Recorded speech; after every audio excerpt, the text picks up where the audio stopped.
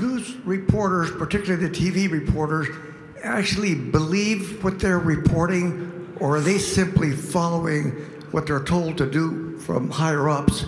And then secondly, how do corporate interests, which you mentioned, gain from false news?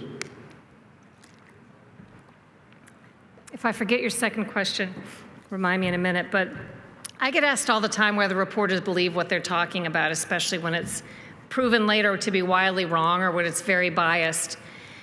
And again, I think that's a mixed answer. I think that I know some of the reporters involved that you would think are very biased, who used to be fairly straight news reporters, but they've gone to a news organization where there's a powerful dynamic of groupthink and peer pressure, where the bosses want a certain kind of reporting, and when you deliver that, you're surrounded by people who pat you on the back and tell you how brilliant you are, and maybe you were not considered really too far above average in the old dynamic, but now you're a big star because of all these kinds of things you're reporting.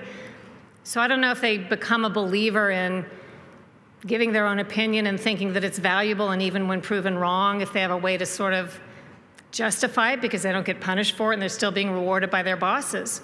But then the second dynamic is, and I believe strongly in this, as I said, we've hired these propagandists. They've found ways to be hired in our newsrooms. So they don't think it's a mistake, and even if they know they're wrong, and even if they get caught after the fact having disseminated false information, they're not embarrassed because they still accomplished their goal. If they're not journalists, they're not trying to tell the truth necessarily.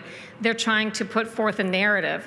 And if they succeeded at that, even if the narrative isn't true, they've still done their job the way they hope to do it, in my view.